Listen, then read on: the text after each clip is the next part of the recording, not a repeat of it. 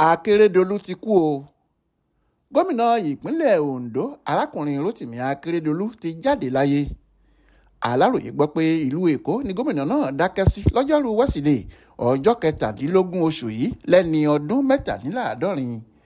Àrùn jẹjẹrẹ inú ẹ̀jẹ̀ ló ti dá gómìnà náà gúnlẹ̀ fún ìgbà pípẹ́ bó tilẹ̀ jẹ́ pé wọ́n gbé e lọ sílùú òyìnbó fún ìtọ́jú. Inú oṣù kẹsàn-án ni wọ́n dá a padà wá sílé. Ilé rẹ̀ tó wà nílùú Ìbàdàn ni arákùnrin sì wà látìgbà náà tí wọ́n ti ń tọ́jú rẹ̀. Kì í ṣe pé ara gómìnà náà ti yá tí wọ́n fi gbé e wá láti ìlú òyìnbó, ṣùgbọ́n nítorí pé àìsàn tí kò ṣeé wò àfi ìdásí Ọlọ́run nìkan ló ń ṣe é ló jọ pé ó mú kí wọ́n máa gbé e bọ̀ wá sílé láti òkè òkun. Látìgbà náà ló ti wà ní ìpínlẹ̀ Ọ̀yọ́ tí kò sì lè padà sí ìpínlẹ̀ Ondo tó ti ń ṣèjọba.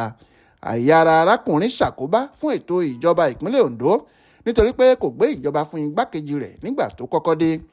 Bó ṣe ti ìlú òyìnbó dé ló ní ara òun ti yá, òun sì fẹ́ máa bá ìṣèjọba òun lọ.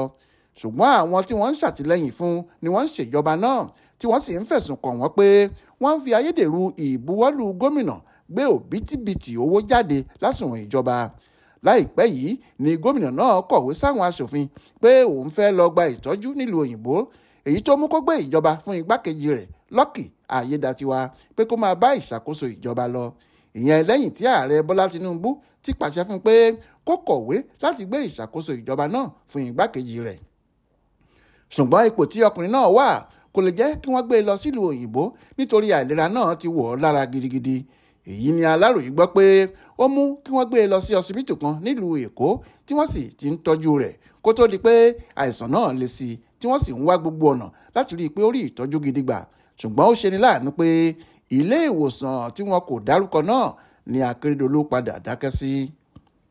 Adéwálé Adéoyè ló ṣàkójọpọ̀ ìròyìn ọ̀hún fún Aláròyé online television.